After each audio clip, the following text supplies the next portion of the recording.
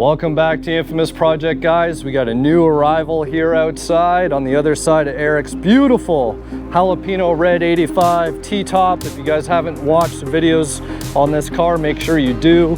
That is almost ready to go across the finish line. But today's video, we're going to be focusing on this beautiful 92 Twilight Blue Notch sitting here, and oh my god, does it ever look so nice out in the sun. This is probably one of my most favorite colors, and this car was just recently won on Bring a Trailer and brought down here to Texas for me to go over. So we're going to be doing a full assessment inside, outside, engine bay, underside, all of those things, going over, talking about it, going into the details, and more importantly, we're going to go through the deficiency list that the owner has found and the direction that he wants to go moving forward. So this can be a pretty comprehensive video in terms of one car. There isn't really much dirty work or handiwork to do, although I will say this car also has the refrigerator noise behind the dash. And guess what? I'm gonna show you guys right now. We're like fast forwarding into the video that I haven't even filmed yet, but here we go, just to make it interesting. The previous owner took it upon himself to change some parts. And spare coil. Here's the original, and this guy was a working coil, as I think everything on this car works and was working. And now, brand new Motorcraft, and there's a refrigerator in the dash. So I am sure this is going to be the same issue that Hugo's Cobra was. But with that said, let's get this car inside. In fact, you know what? Let's go for a drive. We'll just kind of change things up here. Do I have the keys? Are the keys in it? The keys are in it. Let's just go for it. Let's just go for it. Oh, that door closes so nice. You guys hear that? There we go. So, first things first, I'm gonna start this thing up so I have AC. This thing is quiet. When I say quiet, like the AC fan is probably louder than the exhaust on this thing because it is all stock. But we have some beautiful light titanium interior in here, and it is not 50 shades of gray. You can see it's got the cup holder upgrade. You know, you can't fault some people for wanting to upgrade a few things. This, I think, is the original. Amazingly enough, the material is sort of pulled away, but the clip is good. Things are kind of loose, so I don't know. He did complain. He's like, this thing rattles a lot and I'd like to fix this. So that's one of the things. This switch, I can tell this is aftermarket just by the way that font of the R and the L is, or are. So this has been changed for sure. I'm trying to see, I bet you these have been changed. All right, because we've got 73,524 miles on this thing. We do have a flashing airbag light. We will permanently fix that. That is on the list of things to do. It's just not worth trying to chase those bad airbag modules and everything else these days. Stock shifter. Rare, super rare option. We've got the equalizer that I believe is an 88 and 92 only option. So it's kind of cool to see that. All right, the first thing that's on his list of deficiencies, I don't have it here in the car with me, but I sort of have it memorized, is there's a clunk in the back, and I think it's a blown out shock. I think they're the factory struts and shocks in this thing. We're gonna find out when we put the car up in the air, but we're not gonna go too far. Just kind of want to get an idea how the car drives. The clutch fan is loud, that's for sure. There's some clunking going on in the back there. He said he tried to do a little bit of investigation himself and said that it looked like the fuel tank. You know, like the little clamp that goes around the filler neck, and there's a 5/16 bolt that holds it to the tank. For you 4-eye guys, you wouldn't know what that is because it didn't come on the 4-eyes. It's just sort of like an extra support clamp for that filler neck.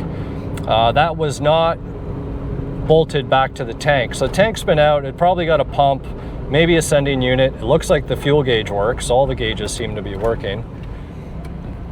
I'm leaving the neighborhood now, so let's put on our seatbelt. More importantly, probably to make sure that seatbelts work and feel good as they do. Don't need that one person watching the video complaining about seatbelt. Although it is a little annoying, I'm going to tuck it under because it's on top of the microphone. There we go. So flip you guys around here. 4th gear. 5th gear. So this guy, definitely rattling. There's a little bit of wind noise in here from the door seals, but honestly nothing crazy. Might be something to note down that if he wants to change the seals, we can do that. But the car drives very straight and very smooth, with the exception of the rear. The rear is very bouncy, and I'm sure those shocks are just absolutely clapped out and done.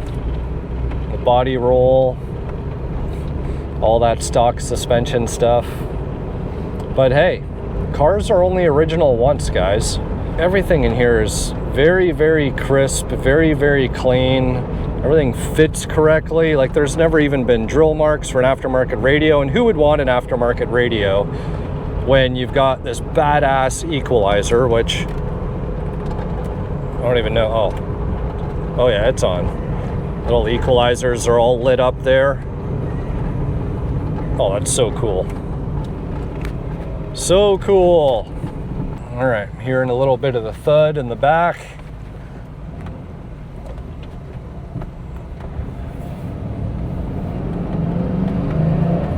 Oh, the power. Power is unbelievable. Stock 225 horses. Yeah, that's really so the owner bought this off Bring a Trailer, and he drove the car home, and I think we'll have to check the auction listing when we get back to the shop, but he drives his cars. His last one, he had a 93 black on black notch, and he bought that in Tennessee. He flew out there, he drove that one back to Texas. Similarly with this one, he flew up to wherever it was up north. Actually, I think he did fly into Chicago. So drove it all the way back to Texas and had a really good time. And he says that he enjoys this car. He likes this one better than his black on black 93 notch. And I said, I don't blame you. Like, how many good condition twilight blue notchbacks are out there? You know, it's probably, well, a royal blue 93 notch on opal is probably kind of the holy grail in terms of your dark blues. Dark shadow blue is another beautiful color that, you know, but at that point you're talking 80s cars versus, maybe they had dark shadow in 90. I think Twilight came out in 91. I could be wrong with that. But me personally, I like 90 to 93. I think, you know, a lot of people hate the airbag and, you know, will complain about no tilt and some of those things, but to me it's like, it's a newer version, which means it's more modernized, and at the end of the day, 90 to 93 is always going to pull more money than an 87 through 89 in terms of the aero nose cars. So guys, that's pretty much going to do it for our drive around here. We'll probably be able to just pull this thing in and get it on the lift. Yeah, is that ever clunky back there? Oh, Eric's car's in the way. You know what, before we do that, I'm gonna leave it in the cul-de-sac here, and let's talk about the outside of the car. Parking brake works well. It's hard to tell. We'll check all the lights and all that stuff, but headliner's in good shape. Rear plastics are in good shape. And a little mark here. Yeah, everything is here. I'm not a fan of when the headrests stick up. Just looks weird. So map pockets are pretty good. This is actually on his list, so we're gonna do our fix to those. Here we go. It's pretty loud. You wouldn't even know this thing's a V8. Of course, it's gonna be a little darker on this side, a little bit more of a shadow. There's a little bit of a ding right here that you can barely even see it. Maybe PDR's been on it before, but that can actually be perfected. This is original paint. The only real mark, and guys, you can check the Bring a Trailer auction if you want. You can see right here, there's like something reacted to the paint. I'm thinking that there was some bird shit that was on the hood that was left on there and wasn't removed quick enough. No license plate holes. That would be Donkey Fix It approved. Always nice when no one drills or needs to mount a front plate on one of these cars. Of course, we got the factory pony wheels, being a 92. Now, the one thing that I think takes away from this paint, and it was actually on his list of things, was he wants to remove this pinstripe. So he's like, Chris, do you know if these are vinyl or painted on? I'm like, well, I don't think that pinstripe should have come on a 92. And if it did, I think they would use vinyl. I think the single stage paints, the pinstripes were painted on. And then, so if you look right here, you see this little V in the paint? That's from the razor blade when they cut this vinyl pinstripe the first time around, and then they shortened it down. And funny enough, if you look over here, they actually had the pinstripe way up here, and then they probably restuck it on. So he's gonna remove that pinstripe, and I think that that's gonna allow, it's not gonna take your eye away from the beautiful paint that's on this thing. Right, like there's hardly any door dings. I think I'm gonna adjust the striker a little bit. The door is sticking a little too far out. You can see it there. And all right, somebody has obviously probably updated the bushings on here, and you can see the angle is off. It's kind of pointing a little down, so it's got to come up and go in a little bit. And then this door, like, it closes nice, but it looks like there's an issue. So we'll fix that. This side can go in a hair a little bit as well, but door closes, opens and closes beautifully. Now, you guys probably can't hear this, but I actually can. I can hear that coil buzzing in here. So we're gonna put that factory coil back on, and that refrigerator noise is going to be most likely repaired. Now, all the trim looks really nice. Even the run channel moldings, these are factory. They're not cracked or anything, which means the car has obviously been quite well kept. There's a little bit of fading in the door frames here. Quarter window moldings, fabulous shape. Just a little bit right here. Now, the one thing that I've noticed, and maybe somebody else has the answer to this because no one's actually been able to tell me, I feel like 92s and 93s have shinier quarter window molding trim. Like, they're glossier in their finish. And again, only on 92s and 93s. At least that's the way that it's come across for me. And then oddly enough, I know 93s for sure, these moldings, like all the rubberized ones, not the plastic or urethane, but these actual rubber moldings on the fender, front of the rear quarter, and the doors, those usually brown out, especially if you have a white car or a silver car. Actually, reef cars are really bad for it as well. They'll actually start to discolor. So I don't know if maybe they used a different urethane or injection mold or whatever it is in those years, that maybe they shared the same product on these.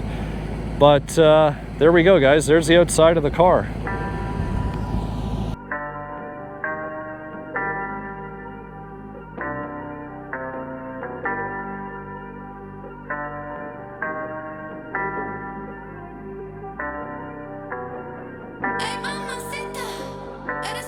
Got all forward lenses in the front, with the exception of this corner. And the owner's already purchased a Ford OEM used corner to replace that one with. All right, so let's move Eric's car here, so that way we can get the notch on the lift. Very few things here to do, as mentioned. This thing fires right up every time.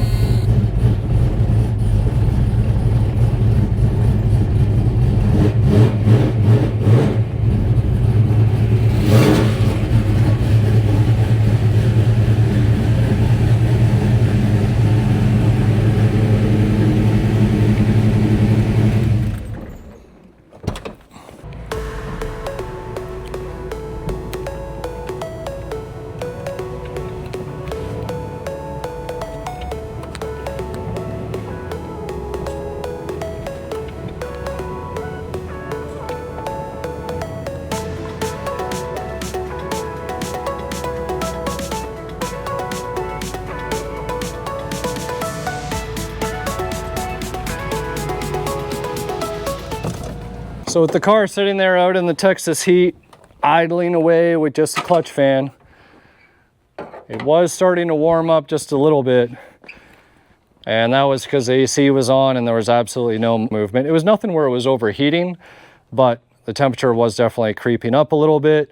So let's take a look at this pretty beautiful bay in reality. He did say once he got the car home, he noticed a couple drips of coolant on the ground. And come to find out, the top of the radiator, the original radiator, was actually leaking on him. So he went out and got a replacement radiator. Amazon, same China that LMR would sell you. And the only exception is he got some of the Eastwood radiator paint because he wanted the black look and not the aluminum look. And got that all sprayed up and swapped that out. You can see there's a brand new AC condenser in the front with a little hitchhiker here, Dragonfly, knock him off. Got the factory air box. The air silencer is in there. I know the camera probably won't show it, but I'll tell you that it's there. And it looks like TFI has been replaced with a Motorcraft at some point. Honestly, it looks like the original alternator, tensioner, power steering, all this stuff is actually corroded fairly equally. Like you can see the casting, they're the casing of the pollution pump versus the bracket versus the alternator, the water pump and the timing cover. Man, like the intake, the thermostat elbow, the parts, like everything is oxidized equally, which is a great indication. The only thing that's changed here is we got a new AC compressor. The old one or the original probably gave up the ghost, or they wanted to do a 134 conversion the so-called correct way. Who knows? But all the AC components look like they're pretty much brand new, which is nice. Factory headers, motor mounts, they got a couple cracks starting, like nothing crazy by any means, but those are the originals. Plug wires are original and date coded 1992. The booster, master, like all this stuff, I'd almost argue is all original. It's so clean and crisp and doesn't look like there's been any line wrenches on any of those fittings. Yeah. Oh, connectors clean. Got all like the plastic, the part numbers on the wiring harnesses. Kept true with a Motorcraft battery. Peeking over here. If I didn't know any better, I'd say there's a factory heater core in here. EGR. I'd almost argue that that's original as well, just because of the rust on this guy right here. Salt and pepper shakers in place, no stupid recall pigtails on there. And all of the smog pollution pump hoses, everything is where it's supposed to be. Really, really nice clean example. Of course, VIN number, VIN number. So the whole front end checks out. The hood liner is in pretty good shape with the exception of just a little bit in the back there. And I bet you the factory AC hose that usually goes more across the intake.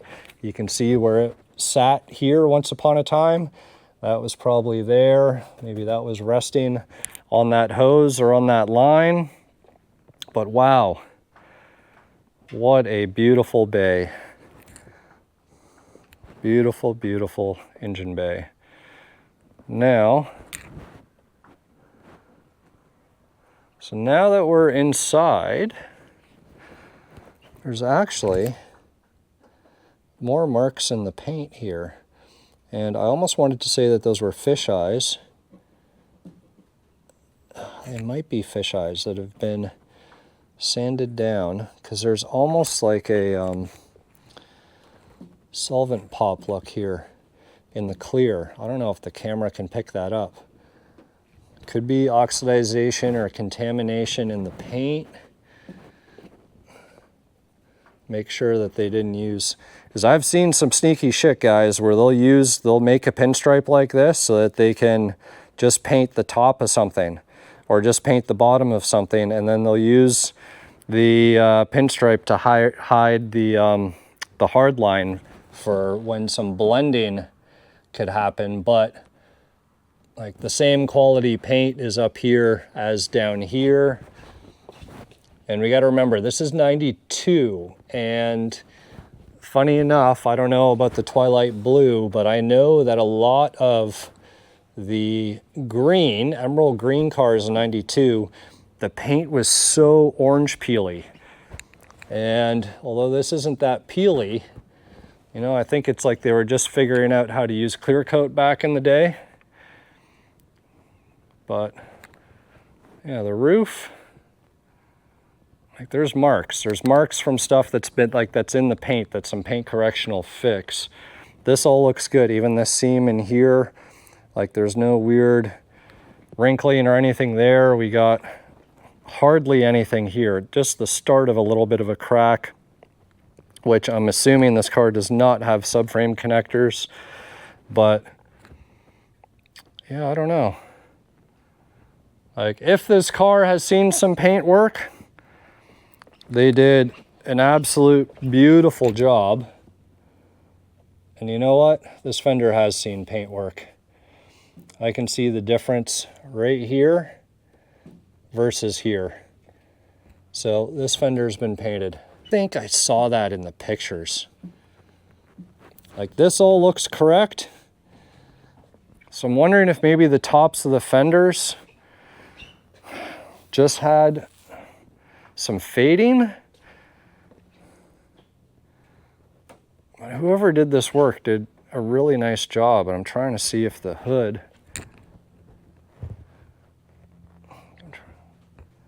like I don't think this hood has seen any paint work.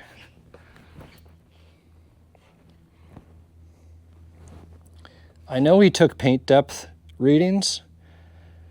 Like unless somebody just touched up along here, because that's possible too. Like you can see, well, that's some polish.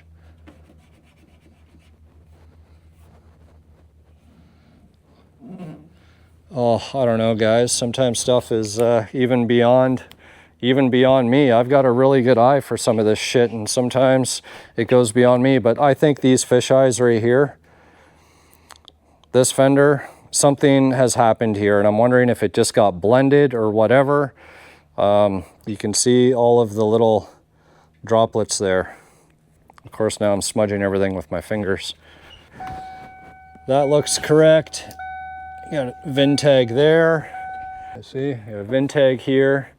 This all looks the part. Somebody put in those incandescent bluish color, which makes them kind of a crystal white. And there, so we got a VIN sticker here. This all looks the part. VIN sticker here.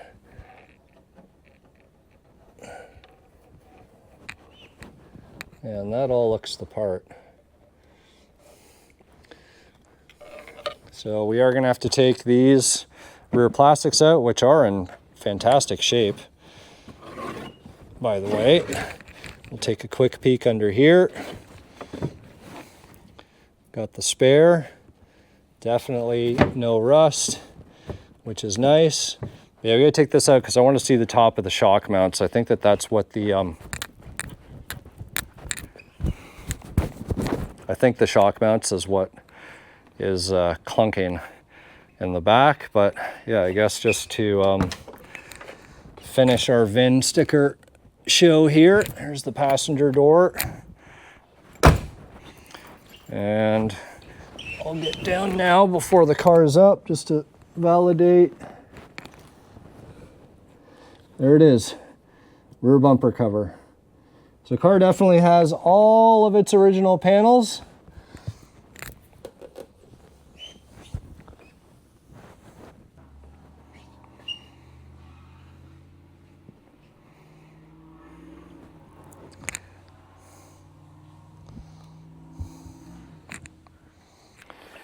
All right, so here we go.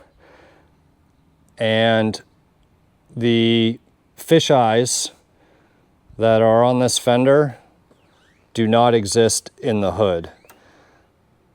It looks like the color is pretty much the same. The finish, it's almost like there's some solvent pop in this clear, like very tiny, tiny little pinholes. So I'm wondering if there was something on this fender that wasn't very happy, but I actually have a theory here of maybe what happened. So my theory is this, and my good friend Lewis, who's got a white notchback that is actually a single stage car, you know, his car's got original paint and it's got some oxidization, it's got some issues, and sorry guys, it is hot. And the beard that I'm growing is making me run warmer. I don't know how Gary does it, but yeah, I told myself I wouldn't shave until the Cobra fires up, which I don't know if that's a good bet to myself or not. Anyways, I told Lewis that he should re-clear his car to preserve the paint. And I'm almost wondering, just because, again, I don't think the camera can pick it up. I want to believe that there's original paint underneath this car. And I'm wondering if somebody reshot some clear coat to try and preserve and, you know, maintain what was there before stuff got too bad. Or maybe there was a little bit of clear coat peel that was happening and they blew in just a little area, but even if they blew in that little bit of paint, they would have cleared over everything. So what I was looking at was for like inconsistencies in the finish between the finish of the door versus the quarter panel versus the fender. And from what I'm seeing,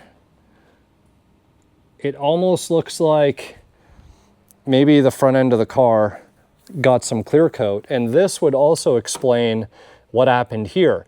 I'm wondering if that is, because you cannot feel it, if that is original fade that started and they cleared over everything and now it's just, it's there, it's preserved, if you will. So however you want to shape it up.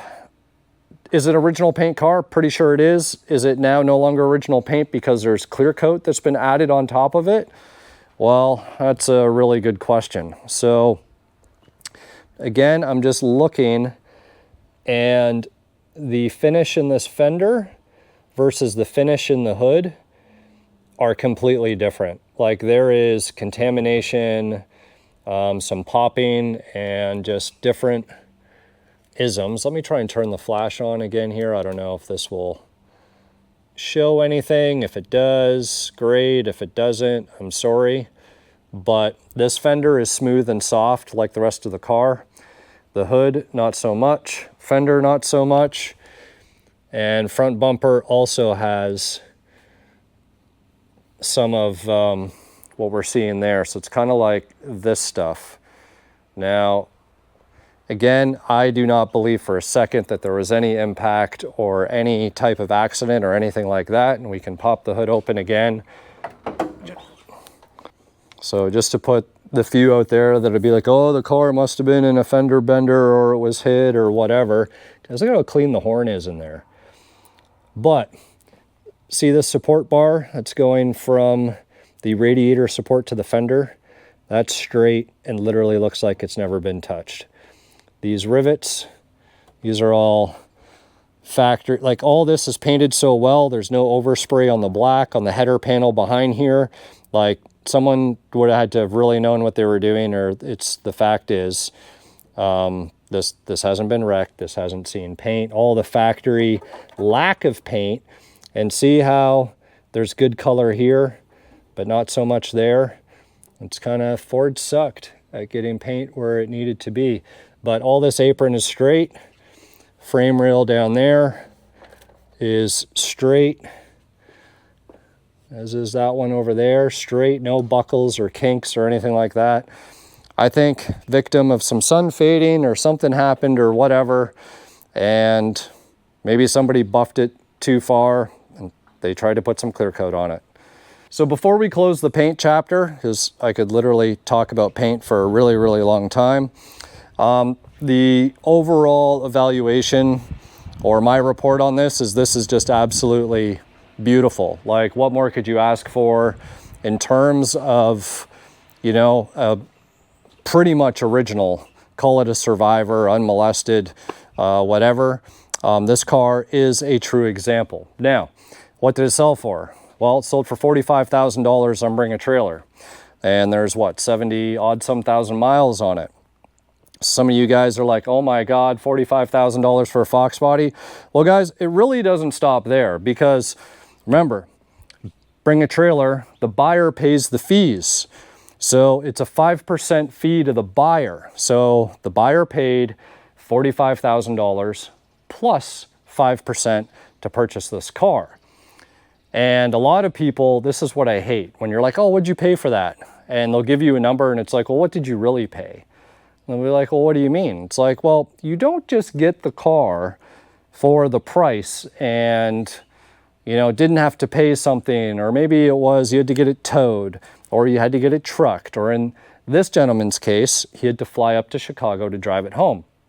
Now, he actually flew up to Chicago while the auction was live. He messaged me beforehand because he had watched my video on Eric's 85. Right? If you remember, I had a video called Bring Your Painter, because this car was sold on Bring a Trailer and it was sold off and lipsticked up to seem like it had really, really nice paint. When after further inspection, when the car actually showed up, we had a mix match of original single stage jalapeno red with a miserable attempt of a blended clear coated hood and sprayed over vinyl graphic, and the fender was done, the door was done, and one looked orange and one looked red. All the trim was sort of like half-ass painted.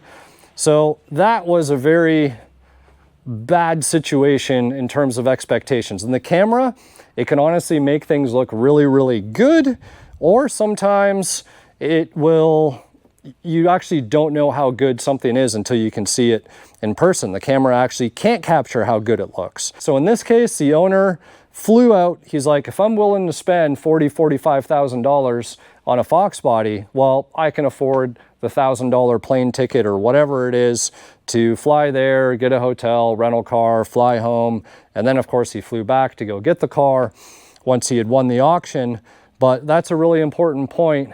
And I'm thankful that he listened to me, because he put eyes on it. So could you imagine, and I don't know if he picked this up or not, he actually brought a paint meter with him and he took some readings while he was up there, and he had sent me the report of what he had found. So now I'm curious to see front hood.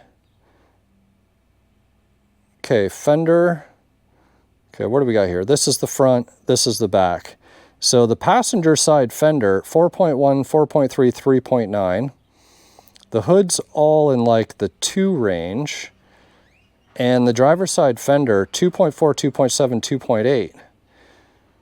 So notice how this fender and hood are all in the 2s. The passenger side fender, which looks like it's in better shape and really shiny and clean, is in the 4s. So there's actually an extra mil of thickness, if not more. 1.5 mil, generally speaking, between this fender, which looks like this thing is money, as is the rest of the car. That's all in the 2s and the 3s. A little bit of inconsistency there, and maybe what we've seen here kind of lines up with what we're seeing with the rest of the car. All right, so let's put the cost of this car to rest while we're here. So we got $45,000 times 5%. He's at $47,250. Then he had to fly, inspect the car, or whatever. Call it an extra $2,500. He's into the car for $50,000. So some of you are probably like, oh my God, he paid $50,000 for a 92 Mustang with 70,000 miles on it? Like, he got ripped off. Well, I couldn't be happier for him. And I know that he's extremely happy with his purchase. And at the end of the day, that's all that matters. A good deal is a state of mind. Like, if you feel like you got a deal, then that means you got a pretty damn good deal. And for anybody who thinks that you can get into a car of this caliber, you got to remember, this is the exact color combination that he was after, right up there on his list. The paint is in fantastic shape. Like, I don't care about the few little things in the driver's side fender. I'm just pointing those out to be nitpicky about the situation. Like, that is nothing. You got a complete rust-free, door ding-free car that just has a pinstripe that needs to come off so you can actually see the beauty of this paint. And that's pretty much it. Like, if he had spent $20,000 on this car, which a lot of people are probably like, oh, that's like a $20,000, $25,000 car at best. Well, then what? He's going to throw $25,000 into that $25,000 car, and he's going to have to wait, and there's going to be shops, and there's going to be this or that's going to happen, and he's going to be at the same point that he is now. Like, now he's got everything that he wants with a few minor little things that we're going to go through now and talk about what we want to fix or upgrade or whatever else, and they're just little tiny things because the car otherwise is exactly what he was after. So the name of the game here is like, well, is the car going to increase in value? Well, if it's kept in condition like this, of course it will. And he's not the only one that loves this color combo. This is my favorite color combo. Like, again, if anybody has a GT out there that's dark shadow blue, that is twilight blue or royal blue, preferably with a silver bottom, because I don't know if any of those colors ever came as a solid. Probably not. Probably not. So if anyone has a clean GT in one of those three colors that isn't asking outrageous money, which I'm digging myself a grave by saying this car's worth $50,000, so they're going to think I'm going to spend $50,000 on a GT. But if you do reach out to me. I'd love to have one, but I want one that I can modify. I don't want original and factory. I want one that's a fixer-upper and one that needs the $20,000, $25,000 worth of work into it, so that way I can make it mine. That's the difference. So here we go. Pretty much stock. It's going to stay pretty much stock. We got a list right here of everything. So let's go through this right now. We got 23 things to go through. Noise from rear vehicle while driving. So I think that this is the rear shocks. We're going to take those rear plastics out and we're going to have a look at the mounts on the top. Ignition key does not slide in and out and work like it should. Noise and dash, refrigerator sound, ignition coil. So I think that those are pretty easy. Center console pad is pulling up. That's easy. Airbag light, easy. Power steering pump leak, doormat pockets. Is the bracket on the fuel filler tube by the fuel tank correctly mounted? Seems like the bracket should have a rubber grommet on it. No, it doesn't have a rubber grommet. It just kind of sits on there. So we're going to knock this shit off real quick. So this is pretty much good because I've already looked underneath there. This we've talked about. And this we're gonna fix when we get down to LED bulbs for the dash. So let's try this ignition key thing real quick while the car's still down. It actually is working beautifully. I'm wondering if you just had to, as I'm gonna spray some silicone spray in there. But, so I think that's good. All right, check. So I'm gonna see if I can undo what they did. So this is the problem. They cut it too far tight. You got to cut it in the middle, guys. If you're going to do this trick, cut your elastic over there. So that way you can pull from both sides. Because right now what you're doing is you're actually pulling too much. Like, we'll make this work. Don't get me wrong. We will make this work. But you're pulling. You got to get everything from over on that side.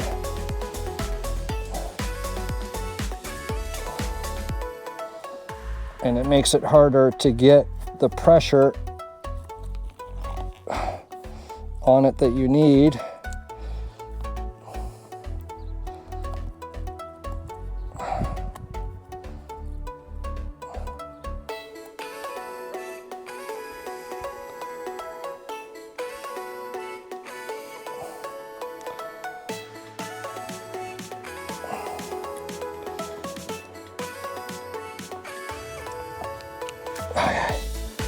Okay, success.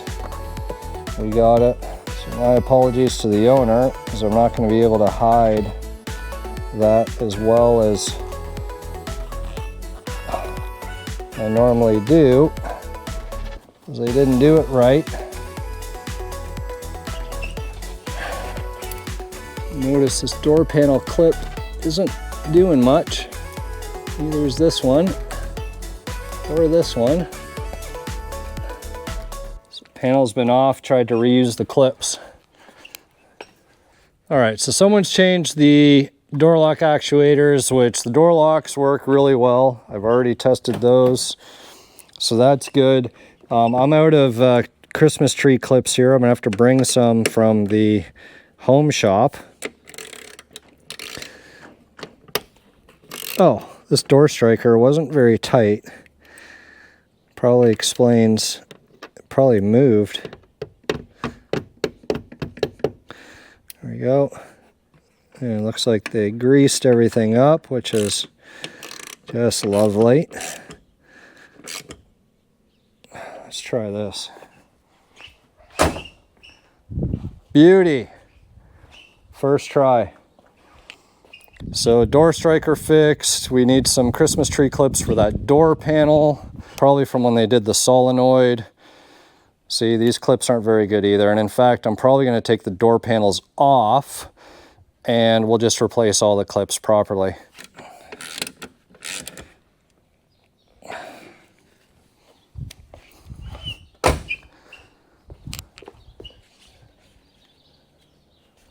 Looks pretty damn good.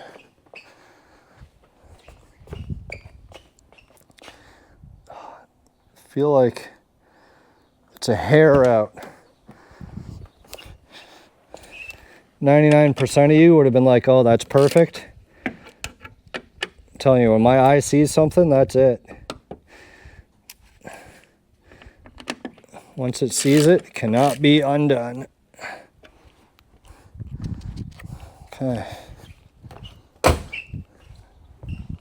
Perfect. You've noticed how beautifully these doors open and close. And yeah, same thing on this side. Eyes again. Don't do your knots on the end. You got to do the knots in the center. It's a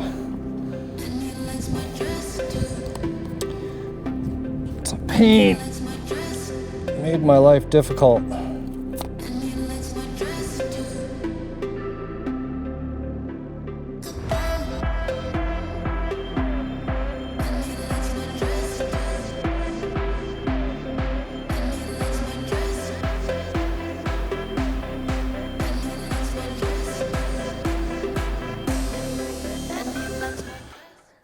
Map pocket's good. As mentioned, we will get new Christmas tree clips. So we get that taken care of. Let's get this armrest pad dealt with, or at least started to get dealt with. Yeah, see, there's a rattle trap. Maybe I'll take a little bit more of it apart, get some kill mat in there, try and reduce some of these rattles for them. Okay, one more.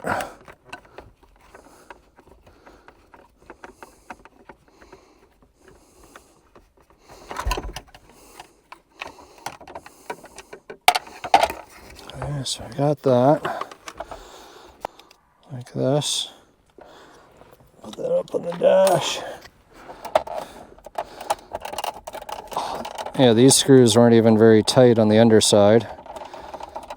So I do have to say, between the door strikers, the map pockets, and this armrest, all things that have been touched by a previous owner, that they were a little light in the hands.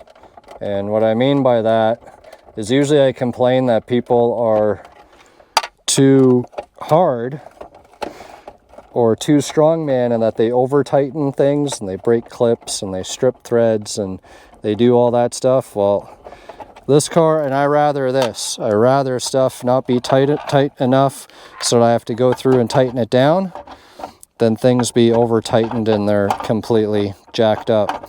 So what we're going to do now is we are going to get some kill mat, and we're going to strategically place some kill mat in this guy and hopefully reduce some rattles.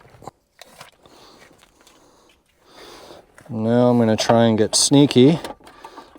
Pull this guy over like that. Sneak that down and just fold it over the metal edge a little bit because the plastic bucket's going to fit in there. Hold everything the way that we want it.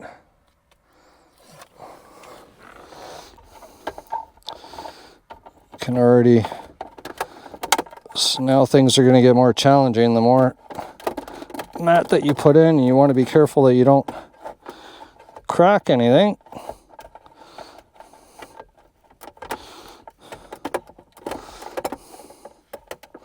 Okay, I feel like that might be as far as I'm going to get that one. I'm going to wrap that over as well.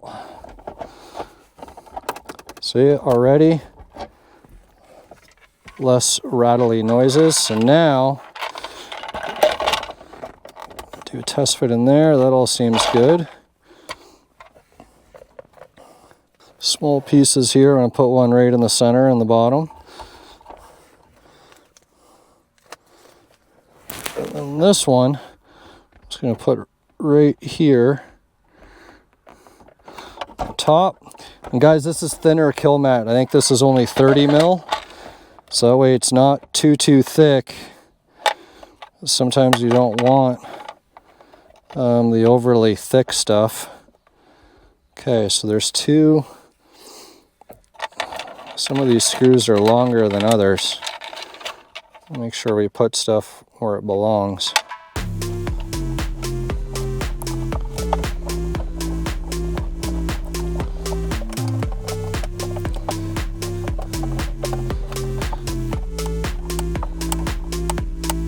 So now, remember how this thing goes.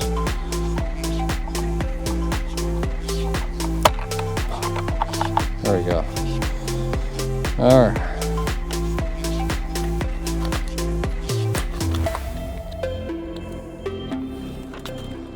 Cut ourselves out a piece of kill mat. We'll live right here.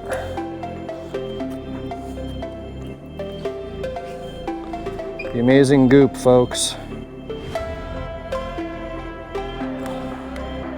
Amazing goop to the rescue.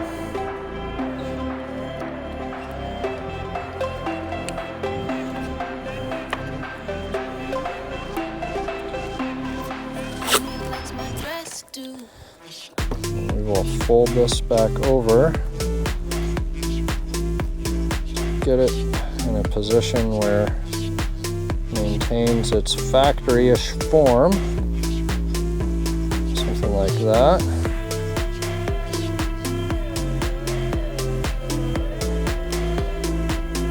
Make sure it keeps its form. Give it a little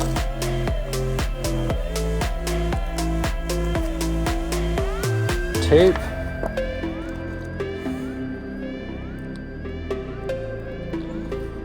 One more tape.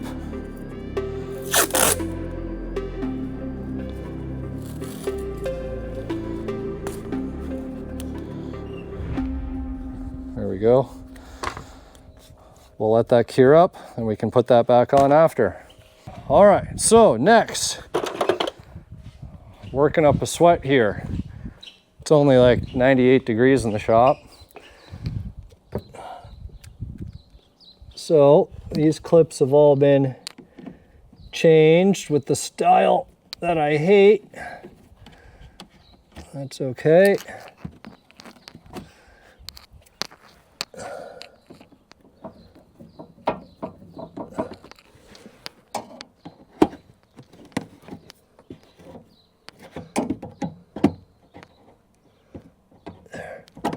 There we go. Where'd that go? Move this.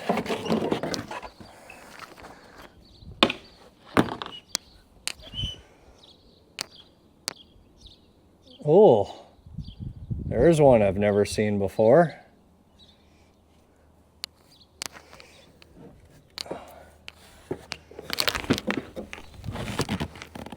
Never seen this. I don't know if any of you guys have ever seen this before. Somebody's welded that. It's like either somebody tried to jam something in here extremely hard and snapped it, or just the tension rods weakened it and snapped it. Like, it's solid, but might want to spray a bit of paint over that. Actually looks like the rear shocks, I don't know if that's original or not. I think we'll have to put the car up in the air and have a closer look there. All right, so it was just the other side. So I guess maybe the spot welds snapped off. That's all I can think of. So anyways, everything else in here looks great. One thing, in case anybody else, if you're ever looking for a Fox, there's rust that can be prone to hide up in these corners right here. You guys would have seen it on that other Bring a Trailer Fox, the Bimini one. You can see here there's a little bit of color rust in there. I'll probably spray a little bit of rust converter up in there just to be sure, prolong, make sure that nothing happens for years to come. Just going to throw this stuff back in here loose for now because the Mercury switch light in the trunk actually does work. And we don't need to be killing the battery.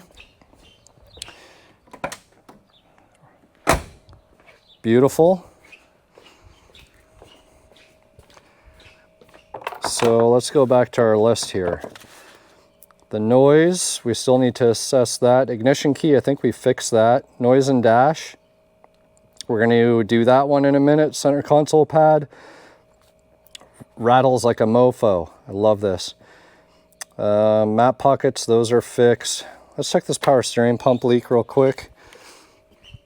Check it from the top first. I have a feeling it's probably the return lines to the cooler, or it's going to be this line right here, which all that looks pretty dry. So I think this opportunity will put the car up, assess for rattles. Actually, you know what? Let's take this coil cover off real quick. Let's fix the refrigerator sound. Oh yeah.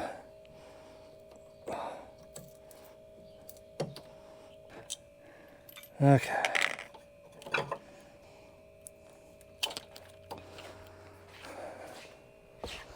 Okay. Put the casing back on, which now still says 7/18/25, because it was marked on there and transferred over to the other coil. So, well, it is what it is. And this is actually something else. I was talking about light fingers earlier. These screws going that hold the coil into the bracket,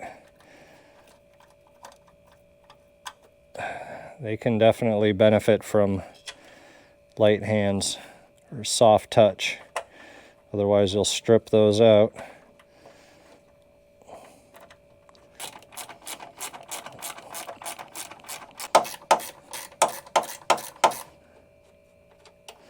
And then I think we had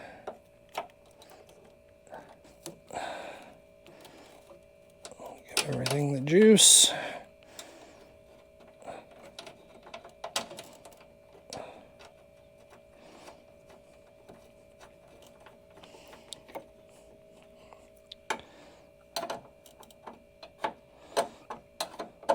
So I started taking the spark plug wires off.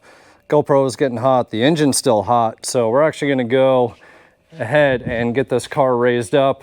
I've already got the hoist arms underneath it.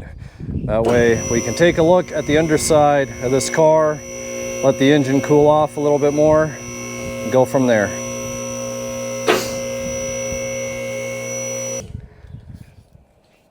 All right, welcome to the underside of this 92. And things are looking pretty damn clean. And could actually be the original tank. This is the bracket that was disconnected and actually just needs to be tightened up a little bit. So maybe he just put it on loose because he thought maybe there was supposed to be a grommet or something. So it wasn't metal on metal, but they are in fact a metal on metal type situation.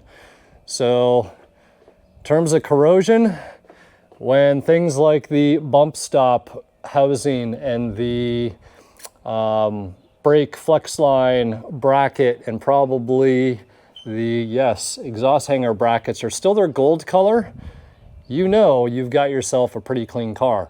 Now, the first thing you guys might point out, oh, this has been welded. Yes, it has, because if I understand correctly, the car did have some Flowmasters or something on it, and they went ahead and put the factory exhaust back on the car before the resale or the auction, which is unfortunate that they chopped to do it, because if they had pulled the shock and pulled the spring out, you can actually get the whole cap back out in one piece like it is from factory. Obviously the factory got it in there somehow, some way. Well, I guess they could have hung it before they put the rear diff in, but you can actually get this exhaust from this tailpipe all the way to here. You can get that all out in one go without removing the diff, believe it or not. So the one thing that's on his wish list that won't be in this video, and it's not going to be during this visit to the shop, is a Flow Effects catback that's fully stainless, nothing too loud. He does not like loud, but he also does not like whisper quiet like this factory stuff. And guys, I wouldn't be able to sleep seeing this type of stuff on the underside of my car as well. Like functional, yes, but visually appealing, not so much. But with that said, pinch welds are pretty damn straight. In fact, the driver's side looks better than the passenger side. Bushings seem to be okay in there. And we do have the factory shocks in the back. I am sure this is what is clanking and banging. So I think we're going to be doing a Bilstein upgrade. Again, not this video, not this visit, but it will happen. Transmission mount seems good. Still got all this factory bracket shit, emission, all that nonsense underneath it. You can see there are no subframe connectors, no cracks in the floor. That sometimes can happen. Torque boxes are in fabulous shape. No leaks from the transmission, no leaks from the rear main seal. Like even if someone had wiped that up before the auction, you know, that drive from Illinois back to Texas, something would have leaked. And if anything, it just kind of looks like clutch dust that's down in there. Let's look at the factory calipers. Still has the this little foam pad here between the dust shield and the spindle. Unreal, right? All the, let me turn the light on here so you guys can see it. Still have the stickers on the springs, flex lines, you can read the writing on them. You can actually see the color of the hardware, which is just so cool to see. Ball joint boots are in good shape. These ball joints, factory ball joints, are pretty much indestructible on a Foxbody. So that's all good. Tie rods look good, end links, even the bushings on the end links. Sway bar bushings, they're all fine. Like nothing, you could change them for the sake of changing them, but the reality is the aftermarket stuff that you're gonna buy, it would last just as long as this OE stuff would continue to. So you're better off just taking the gamble and running on what you've got until something actually starts making a noise. Like the rear shocks. Rear shocks, they need to be changed. These front struts, the struts on these things are actually pretty indestructible too. They can take a lot of miles, a lot of years, a lot of abuse, but for doing Bilsteins in the back, we're gonna do Bilsteins in the front as well. I did want to check the rubber and the balancer, and guys, that looks actually in really, really nice shape as well. So, not even gonna worry about the balancer, as it is good. No leaks in the front. Okay, so he said a power steering leak, and the only line that's wet isn't this one, it's this one right here. So I'm gonna do what any wise person would do and probably put a little bit of a turn on that clamp, and we'll hope for the best. It's like, this is a used car with 70,000 miles, but like in my position right now, getting this car and being able to work on stuff like this is just an absolute treat. Keeps my hands clean. Car's clean, keeps the cost and the bill down. Looks like, oh no, he's got full cold and the coolant's so clean it's actually hard to see. Okay, so we've snugged those down. We're gonna go back over here and snug this guy up.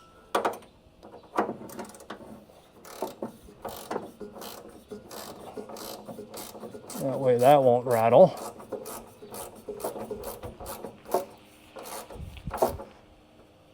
There we go. So those quad shocks will probably stay unless he wants to swap those to Bilstein as well. Okay, so I know he does want a fluid change, so he wants the transmission fluid done, the diff fluid done. We'll probably do the brake fluid, and I don't know if we're gonna do all of that in this visit or not. We might save the mechanical functional stuff, so we're just gonna focus on this video on the overview, the assessment, a couple of the little interior tidbits, all like the easy stuff, and then we'll put together the larger list. So for instance, right, when shocks come off and we're pulling exhaust and hanging exhaust, it'd be easier to, you just do the diff cover then. Transmission draining and filling, well, why don't we do that when the H-pipe is out of the way?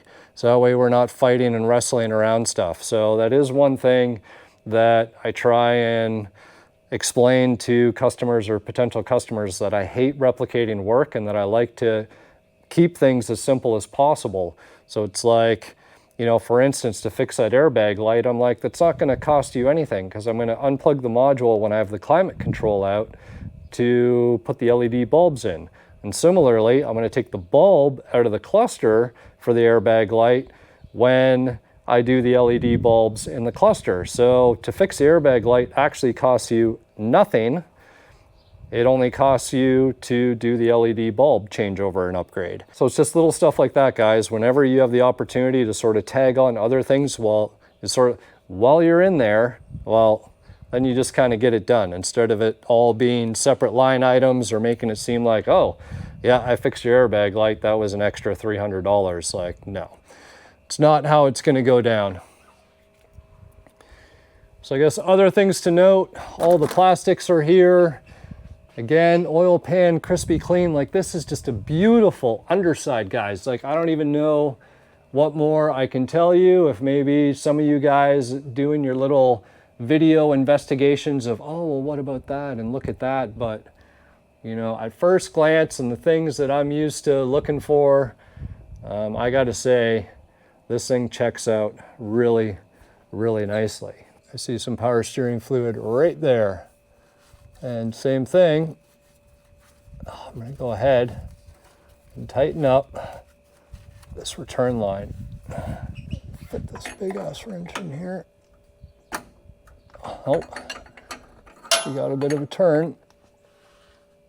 There.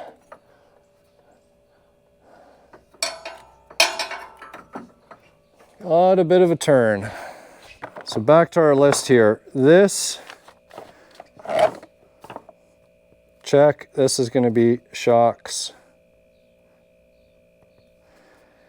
Ignition key, noise and dash, we fix that. Power steering pump leak, we fix that. Is a silver stripe vinyl tape? Yes. Vinyl. Front and rear brake condition. Well, so this, okay, what shocks? So this is going to be Bilstein. So that's done. Suspension coils are okay. Stock as possible. If it rides slightly lower, well, these springs are good. They still have the damn labels on them.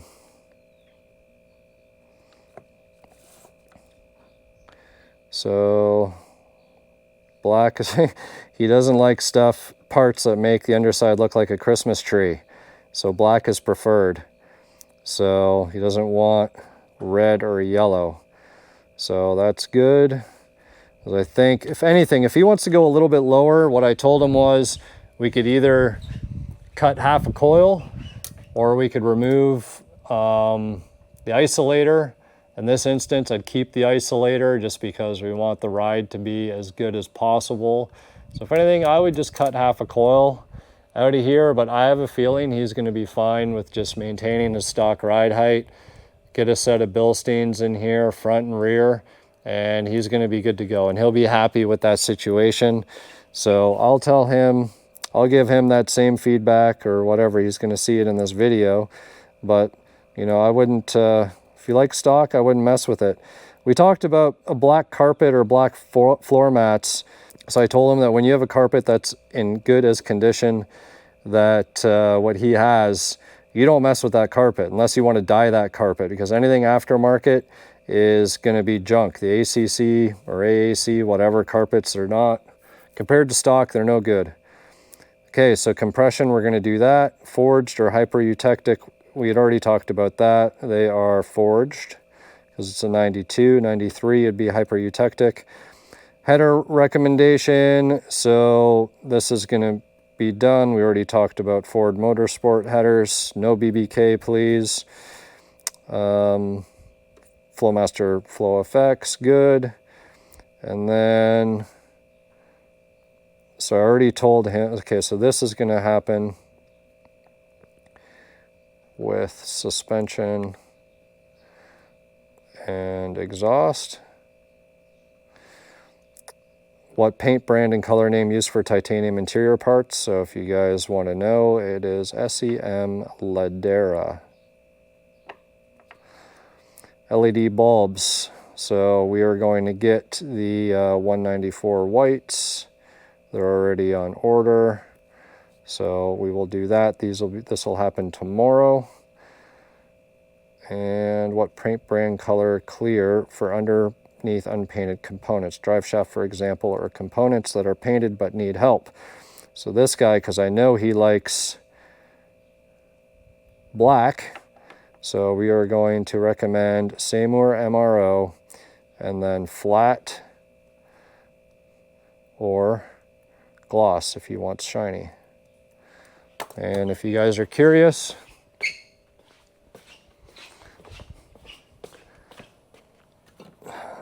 time and time again, folks, here it is. Seymour MRO, flat black, high solids. You can get this whatever you're painting done in one coat. Powder coat in a can is pretty much what I call it. Seymour, if you're watching, I'm still waiting for my sponsorship. Tomorrow I'm going to go ahead and put the car back down, pull the spark plugs out. We'll do the compression test real quick. And then tomorrow, do door panel clips, LED bulb conversion, and then we're going to save all of the fluids, shocks, struts, exhaust for another video.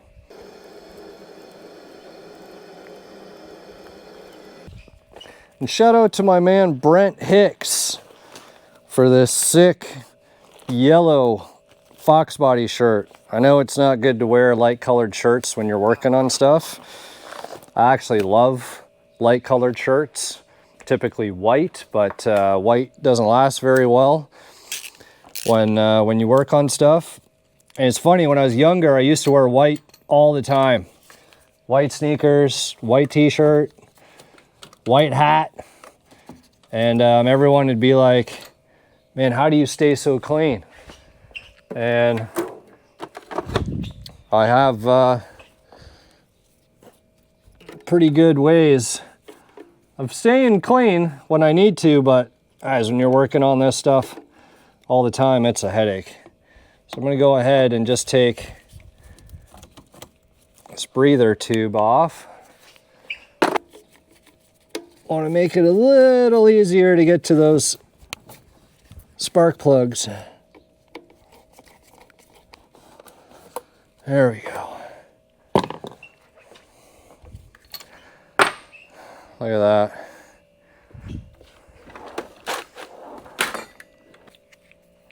Tell you, this gap's got to be like 60.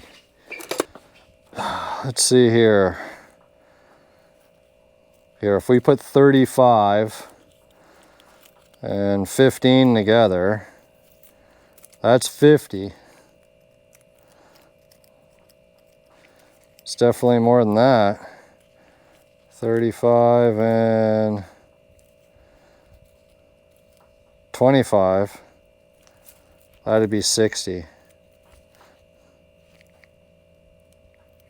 Look at that.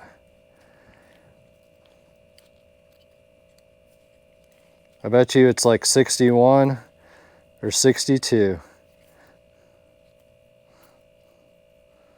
White, because of their massive friggin' running lean machines. So the key is consistency, right guys? As long as everything's looking the same, it'll be all right. Set the GoPro up over here. Make a little chart.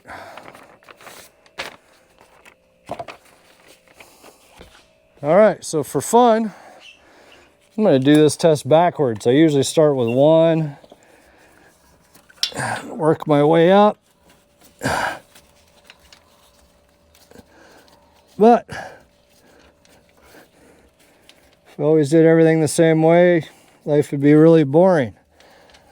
Get our big screwdriver. Make sure we're in neutral.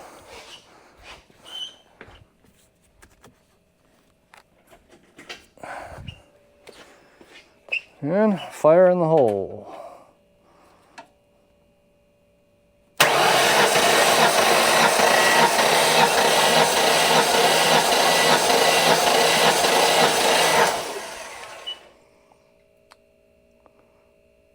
$155.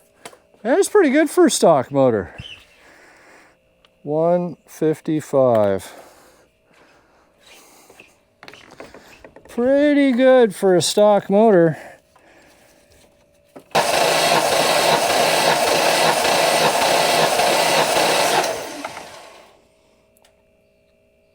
Like 153.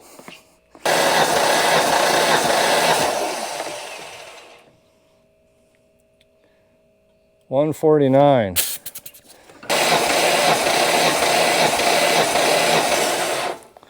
$150. Man, that was high, like 156. It's crazy. Normally cylinders 4 and 8, because they're the two runners that the far back of the motor. I feel like those are the ones that usually get trash sent down in them, and they can be victims of lower compression. But so far, two backs are the strongest contenders.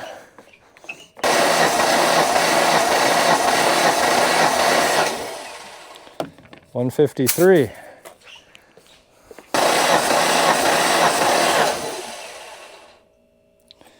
$154.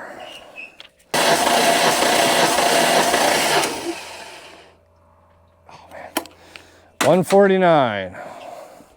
Guys, here's the results of the compression tests. We've got our highest at 156, our lowest at 149.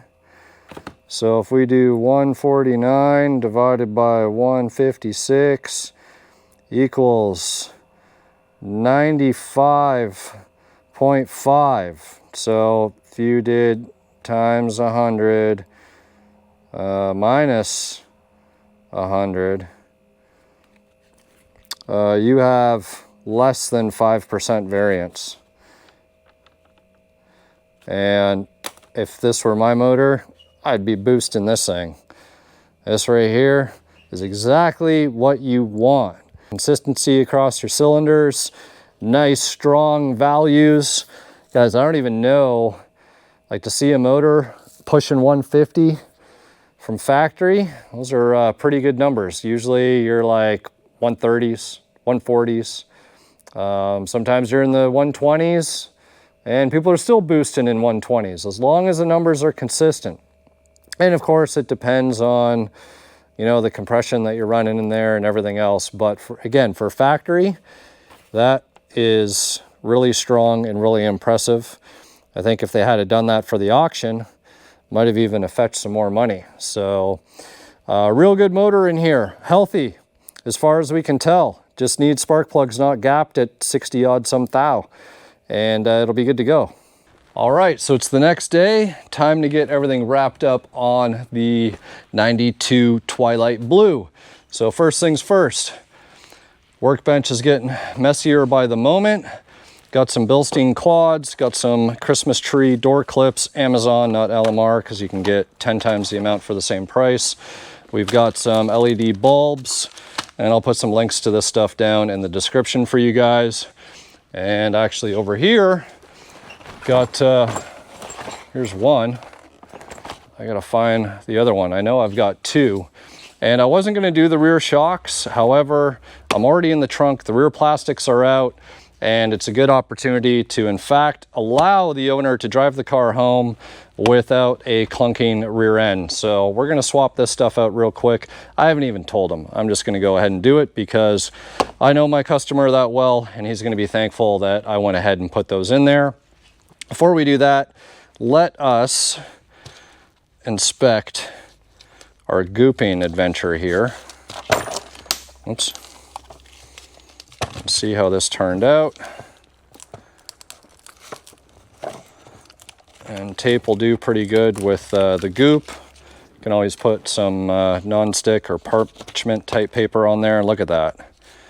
Pretty much as good as new. So let's get this screwed back on. Oh, where's my screwdriver?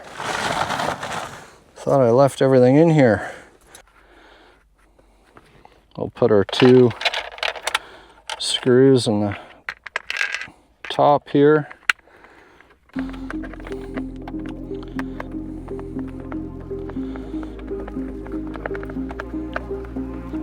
Again, a little tighter than what they had it before. It'll mitigate the rattles. Slide this guy under there. There are holes lined up, hopefully. Click, click, click, click. There you go. Look at that. Proper way to open the lid, proper way to close the lid.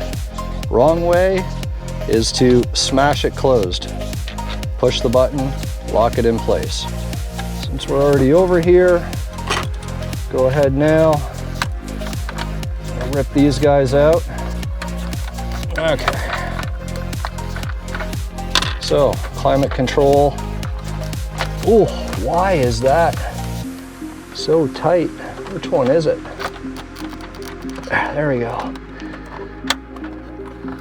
Oh, let's get these bulbs out. Get our new bulbs in. So I was using Sirius LED bulbs, and recently I switched over to these ones from Mars Auto. And not that any one is better than the other. I feel like these ones give off more light disbursement kind of all around by their design, but the Mars ones always show up quicker than the Sirius ones. So it's sort of the main reason for my switch. Do a little test here. That looks very nice. So we'll go in here. Good. Oh look, they've done the blue bulb in here. Get this. Much better. Okay, that's that. Now I need to get that connector for the airbag module out of there. I might do that from the driver's side. So let's go ahead now, swap out some LEDs in the driver's side cluster. To show you what the before is, you can barely, that's with the dimmer all the way up, you can barely see those lights. So I will show you the after we're done. Now we're gonna do this quick, but we're gonna do it diligently. This isn't like we're stripping the car for parts or doing anything crazy like that. This is what I call, for me, taking my time.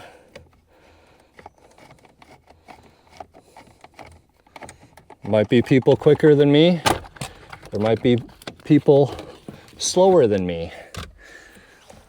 Either way, we'll get to the same destination. Got our 2 screws for that. Go underneath here. Oh, I forgot. My Milwaukee died on me. All right, we're gonna go old school, which I would have tightened everything up old school anyways.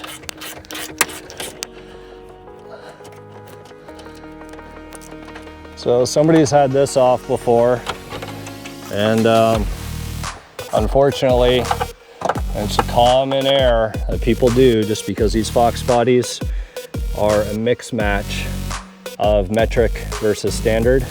So let's just say this rear bottom piece has been, or the clips have been re-threaded, but no cracks. Metal brace here, which usually cars that have been, you know, taken advantage of with stereos and aftermarket alarms. This piece won't end up staying in the car, so that's good. None of the wires have been tapped into. Look at that. Like just original harness tape there. Nothing messed with. It's always nice to see. First crack up there.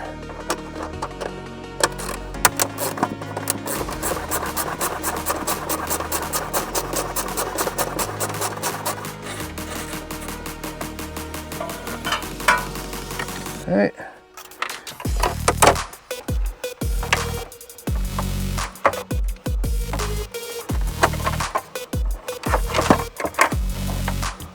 Boom. Okay. There we go. One harness. Remember to pinch the speedometer cable. You don't pry it. There we go. Cluster is out. Maybe the crystal was changed, or maybe it's just that in nice a shape. So let's go ahead now. Someone was in here. They put these blue style bulbs in. Man, did they suck. They were not bright at all. And I'm just going to pry up on these contacts a little bit here, so that way they make good contact. See, this one was kind of loose, so it makes me nervous. All right, you hit a big pothole or something and your dash lights flicker on you. Sorry, that's airbag. This one's illumination. So airbag is going to stay empty, which that is going to sound the airbag module, because we've taken the bulb out. So it's not completing its circuit, but once we disconnect the module won't be able to beep, and there'll be no light bulb in the cluster to flash. And for anybody who's concerned about a 1992 airbag not deploying properly in their Foxbody, I'd just say I'm doing you a favor. So the system has airs, so we are disabling the airs.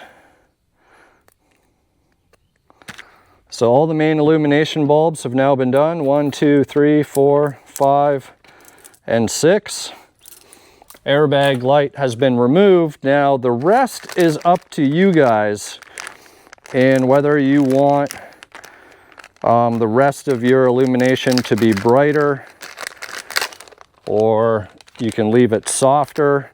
Some people go as far as sticking like green LED bulbs and the turn signals, and red and the seatbelt lights and all that, but we are not going to do that. Okay, so we've got that. We'll do a quick little intermission here. Got some perfect match Duplicolor.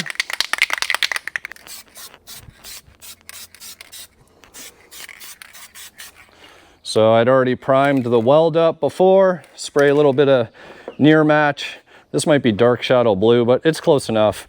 You know, we did a little scuff, threw some primer on there, put some color on, and it'll be as good as new. So just don't want to keep the welds exposed, and it's rusty and it looks nasty. Nothing had ever really happened in there, but it looks better painted.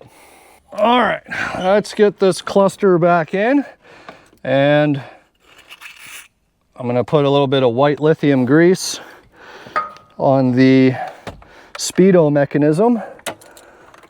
As I don't know if you guys saw in the test drive or not, but we did not have a bouncy speedometer, which is great, and I'd love to keep it that way. Shimmy the cluster back in. Now, which is really important, guys, you got to do this. Don't got to plug it in. You might have to plug it in all the way, or close to all the way at least, so we can test and make sure all the bulbs work. So that looks nice and bright. High beam indicator works. I think key has to be on for brake. Okay, the brake light switch doesn't work. Check engine light works. High beam works. Left works. Right works. All these lights work. So everything but the parking brake. Battery is bottom. This one's got to be belts. So we'll just check the bulb. In fact, I'll put a different bulb in. Brake light works. All right, that's why you check everything before you bolt it back down. So all the lights work. Just make sure that the hazards work. We're good. All right. So now we can go ahead, reinstall our cluster. Before I put this guy in, cut you a piece of kill mat like that, and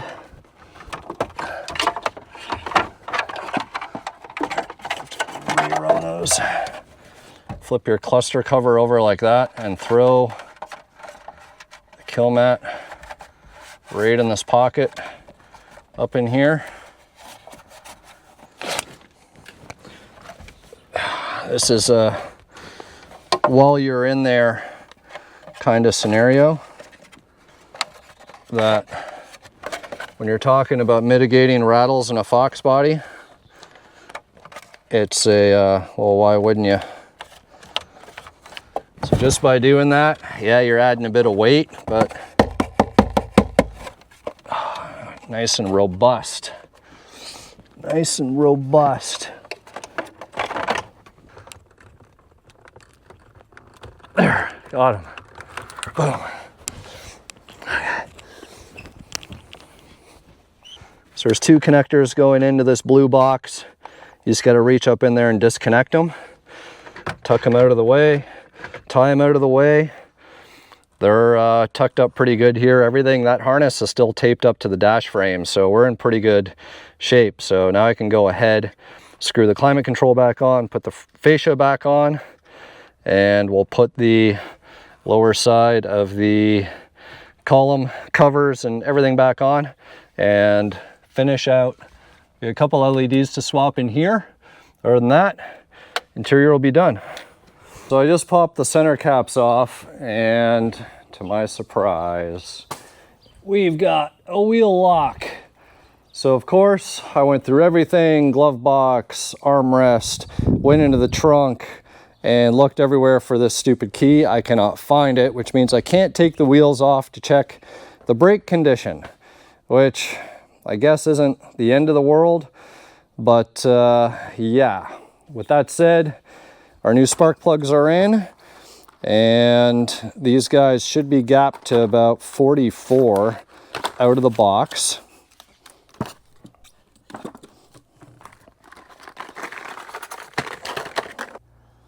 We're gonna go for around 45.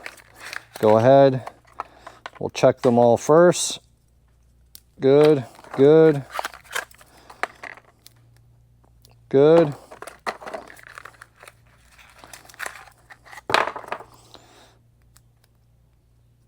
Okay, and then like everything else that came with this car, we're gonna put all the originals back in their boxes, and we'll mark on the box that we changed the plugs at 72,695 or whatever the mileage was. And our documentation will carry on. We'll go ahead, boom, swap the plugs out.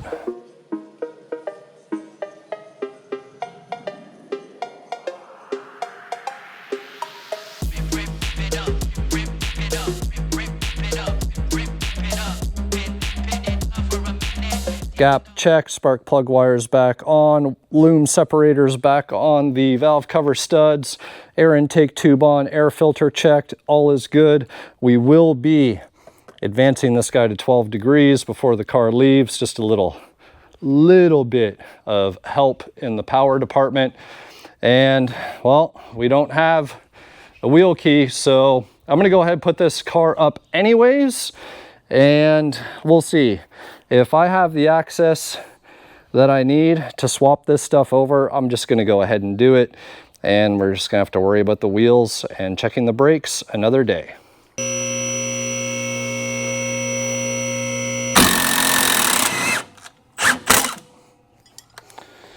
Over there, there's that and that. We got the quad shock.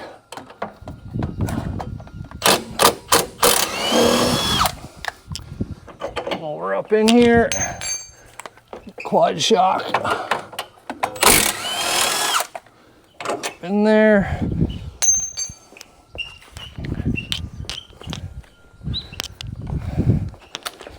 And we'll put the long guy on so we can get the upper quad shock mount.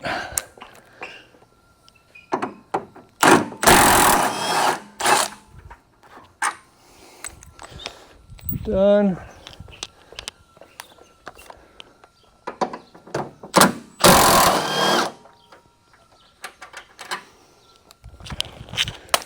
Done.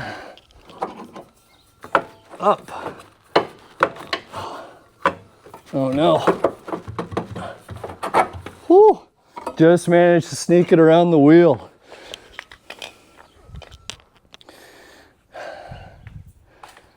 Let's see. Let's see if I can do the same. Let's see here.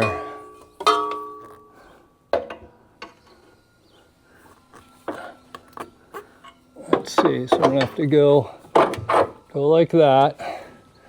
And I gotta pull that down over, there we go. Okay, we are gonna have to pry that into position, but that's no big deal.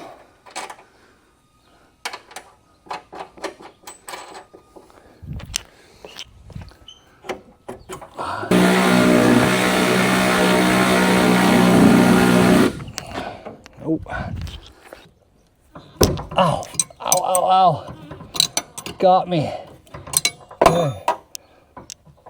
Hopefully that's enough. Drop this guy out of here.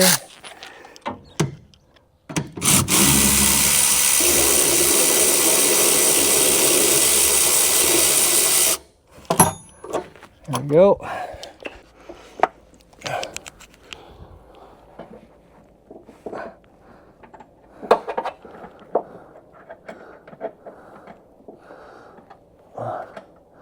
You can do it. Whew. We did it. There's one.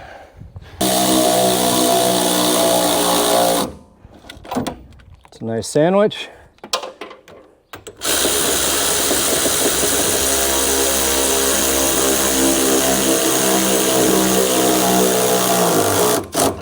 That's a nice sandwich. Put the car back up. Finish the job.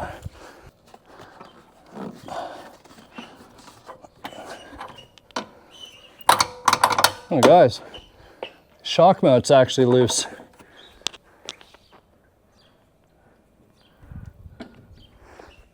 There we go, interesting.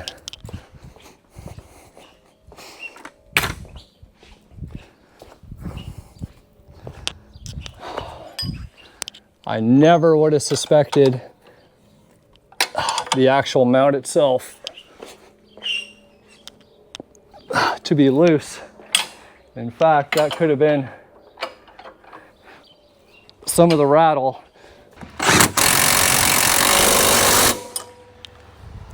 There we go. All right, so the car's back down on the ground now for its final time. Shocks and quad shocks are changed with Bilsteins, and these are actually in decent enough shape. I think it was that lower shock mount that was the culprit of the rattles. But that's okay, because now he's got an upgrade. The ride's going to be more comfortable, and he's got all the OE original stuff that came off of the car.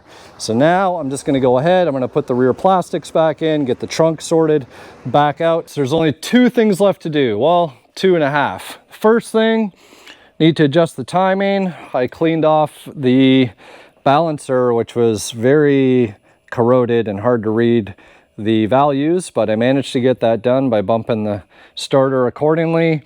We can go ahead now and plug our coil plug back on.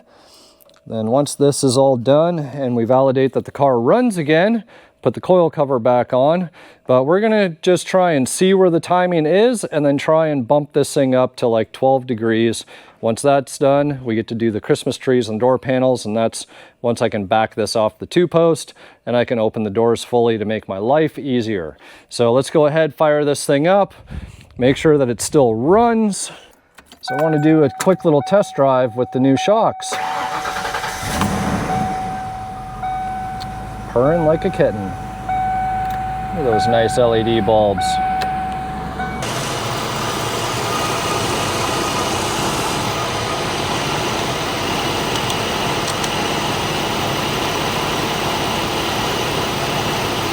right there.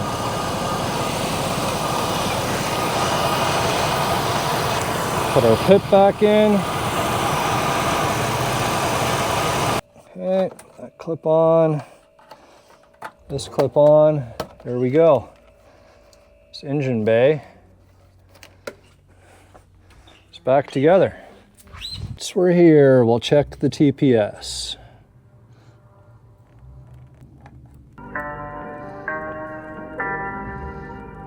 .95. Oops. Not bad, let's get it perfect.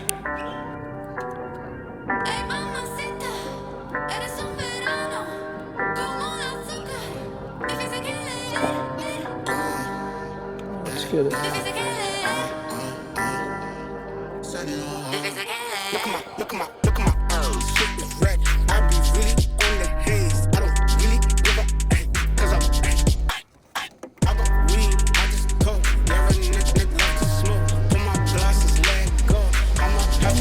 .02. 1.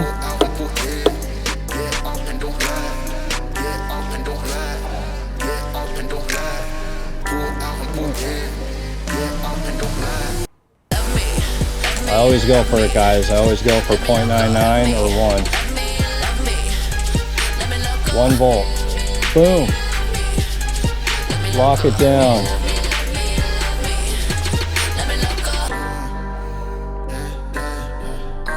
One volt.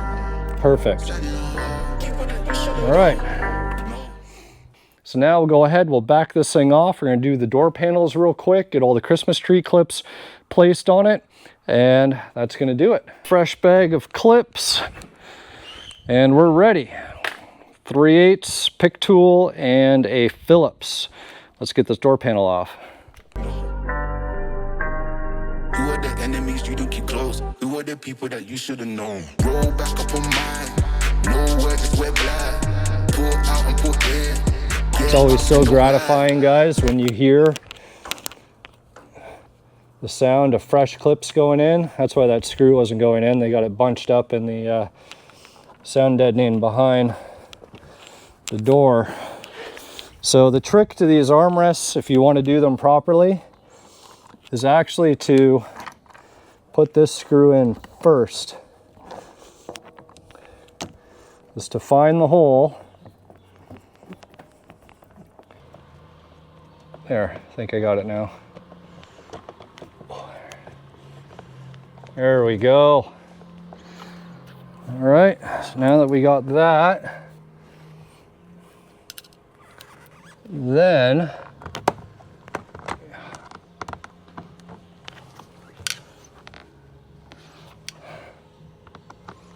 just want to see what's going on here.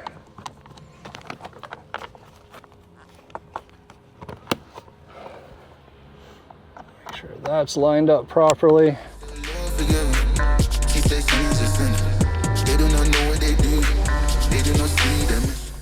Well, guys, as we're getting close, we're nearing the end, doing the final assembly bits. And if you've watched this far into the video and found this interesting or helpful, you learned something, by all means, please subscribe. And if you want to do me even better, you can donate, throw me a couple bucks to keep me hydrated with some water, or you can join the members only section. Help support the channel that way. Give the members dedicated one-on-one lives once a week. Give them all the updates and scoops of what I'm working on and what I'm doing. Keeps me motivated to keep doing content like this, because it takes a lot of work and a lot of effort. I'm about to show you another trick here. As you see that hole that screw didn't want to seat in, well,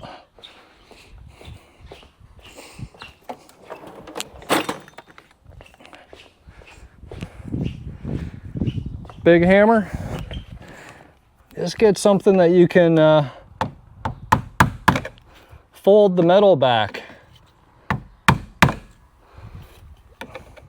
Just kind of Get it from all angles.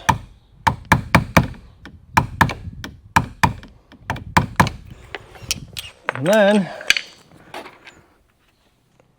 you should have some material for the screw to bite into now. You can actually feel the threads. And remember guys, light hands. So there we go, interior's wrapped up. Let's get this thing out for a final little test drive. And that'll be it for the 92.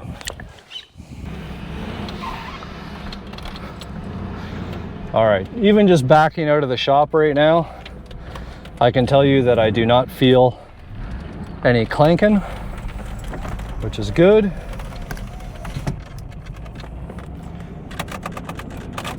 I think this guy is a million times better. So that's good. Let me get some AC going in here. Man, this car drives so nice.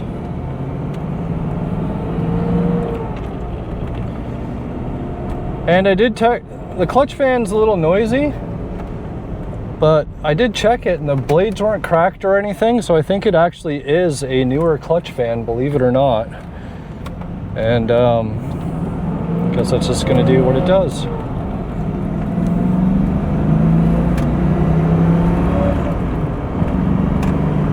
Okay, I know like we're in a stock Mustang here guys, but I'm gonna tell you firsthand, the car's faster than it was. Like, it's running a lot better, which is great. It's smooth. There is no rattles, clanking, banging coming from the back anymore, so that's fixed. The rear end feels way more solid than on those factory shocks. So whether the shock itself had an issue or it was just that shock mount that was a little loose, either way, problem solved. Car drives great. Really happy with it. And in terms of the power and the performance, well, we had old ass spark plugs gapped to over 60 thou when factory specs 50, and we put new plugs in, gapped them to 45, and we turned the timing up to 12. So this car